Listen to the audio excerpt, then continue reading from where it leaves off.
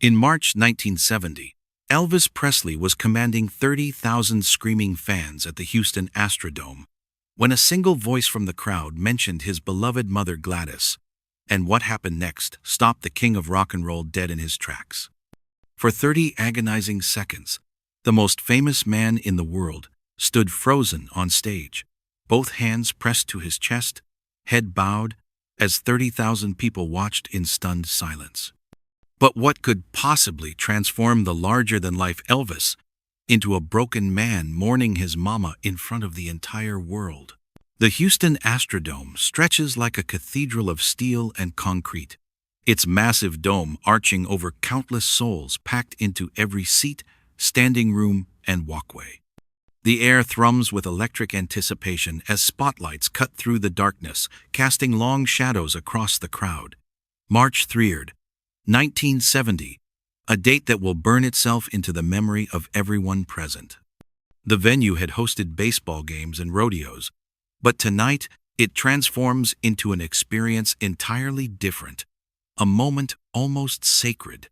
The smell of cigarette smoke mingles with perfume and aftershave, creating a haze that dances in the colored lights. Vendors weave through the aisles selling programs and souvenirs, their voices barely audible above the growing roar of conversation.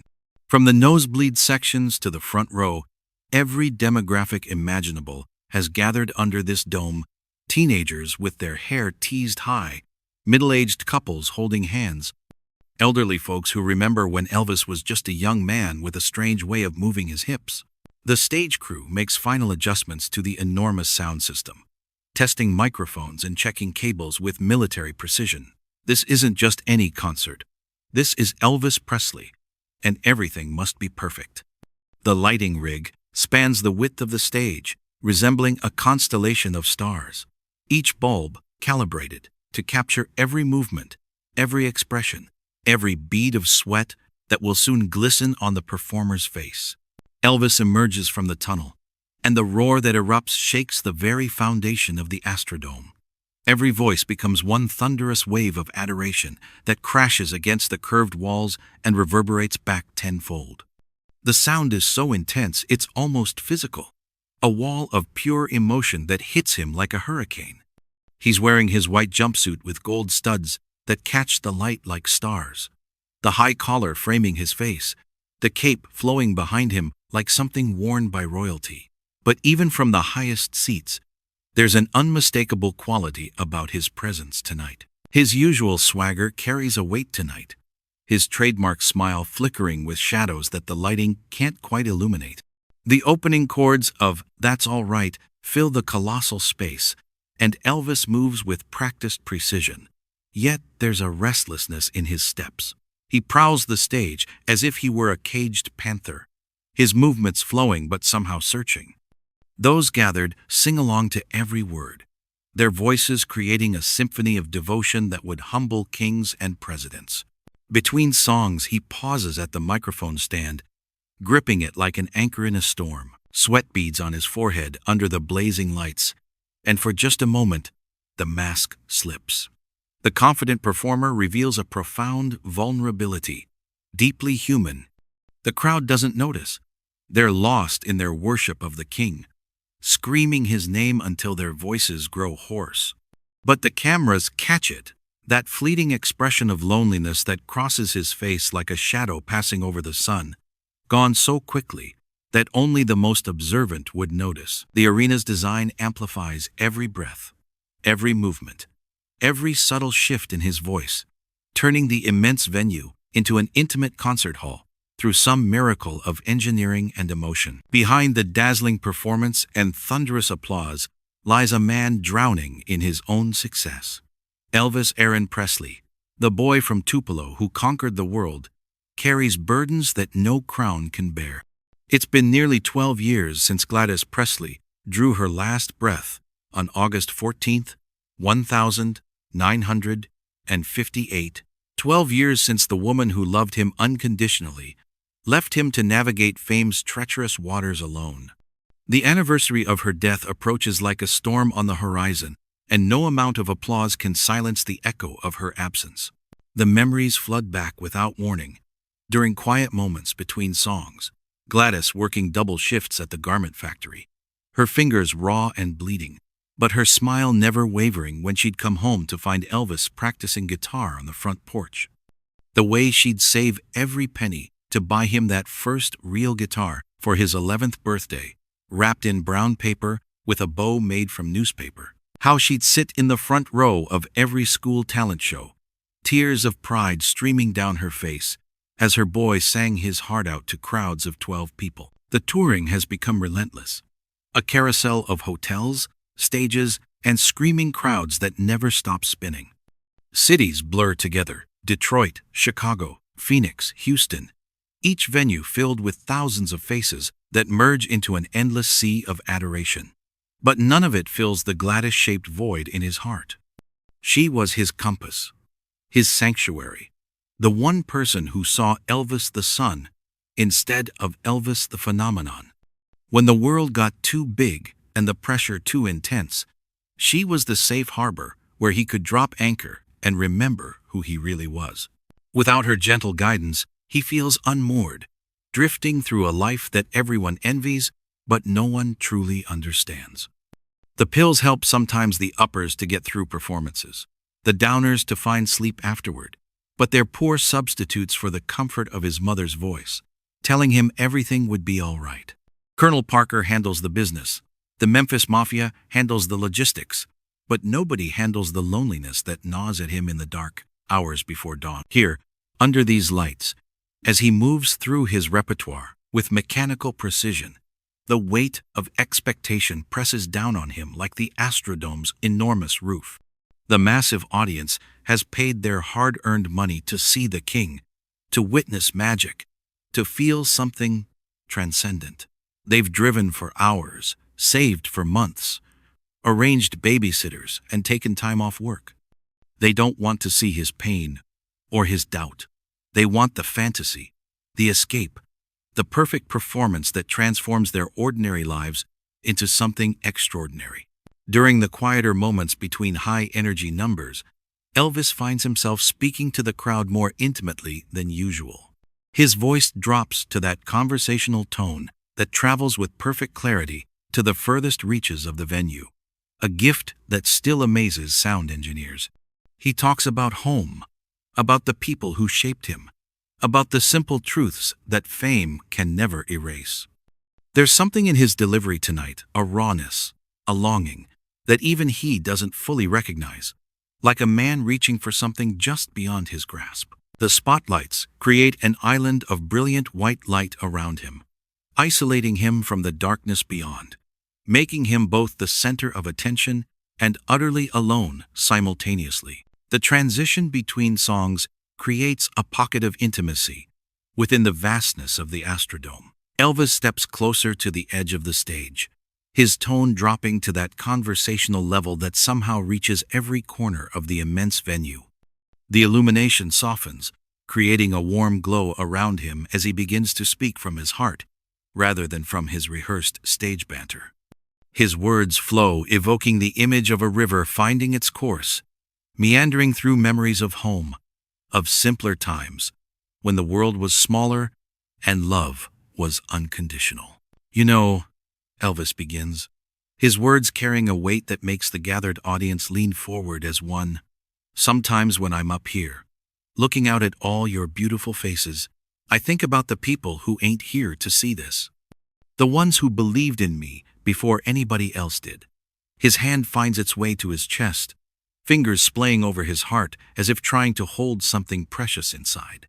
The spectators hang on every word, sensing they're witnessing an encounter deeper than entertainment. He talks about Tupelo, about dreams that seemed too big for a poor boy from Mississippi, about the woman who worked her fingers to the bone to give him music lessons, and never once doubted he'd make something of himself. His delivery wavers slightly as he speaks, the professional veneer cracking to reveal the vulnerable man beneath. The venue has become a confessional, and the assembled crowd serves as silent witnesses to his soul-bearing. Then it happens. From somewhere in the sea of faces, a woman's voice cuts through the hushed atmosphere like a bell ringing clear and true, Your mama Gladys would be so proud of you, honey." The words pierce the air with surgical precision, finding their target in the deepest chambers of Elvis's heart. The effect is instantaneous and devastating. Elvis freezes mid-sentence, his mouth still open from the words he was about to speak. The color drains from his face, as if someone has pulled a plug, and his eyes widen with a mixture of shock and profound pain. The microphone slips slightly in his grasp, feedback briefly squealing through the sound system before the technicians quickly adjust. Every soul in the venue witnesses the exact moment when the king becomes a grieving son. His hands move as if guided by some invisible force, both palms pressing flat against his chest over his heart. His head bows forward, chin nearly touching the high collar of his jumpsuit, and his eyes close tight as if trying to shut out the world. The famous pompadour, usually perfectly styled, catches the stage lights as his head drops, creating shadows across his face that age him a decade in seconds. The silence that follows is profound and terrible. The assembled audience collectively holds their breath, afraid to break whatever spell has fallen over their idol. The band members exchange worried glances, unsure whether to continue playing or wait. Even the ever-present background noise of an enormous crowd, the rustling, the whispers, the shifting in seats, fades to nothing. The vast venue becomes a vacuum of sound, with only the distant hum of air conditioning and the barely audible whisper of Elvis's breathing through the microphone. Seconds stretch into eternity. 10 seconds. 20. 30.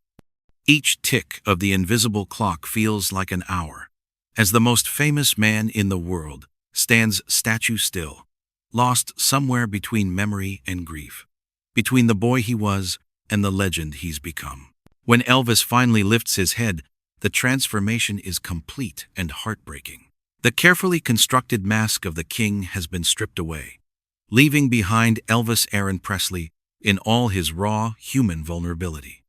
Tears glisten in his eyes like diamonds under the stage lights, threatening to spill over, but held back by sheer force of will. His tone, when it finally comes, is barely above a whisper, yet it travels to every corner of the enormous space with crystalline clarity. "She's been gone 12 years now," he says, his words heavy with the weight of accumulated grief. "And I still hear her voice every single night.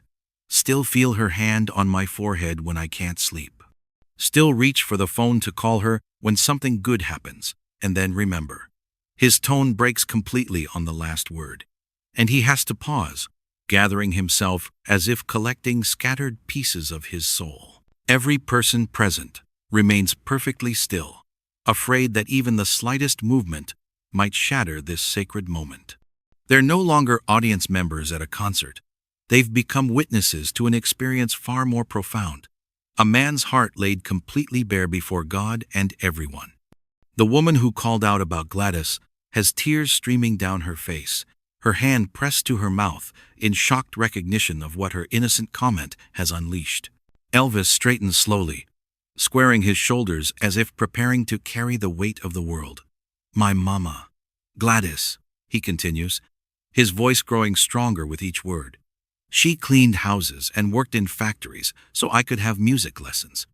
She believed in me when I was just a skinny kid with a guitar and a dream that seemed too big for Tupelo, Mississippi."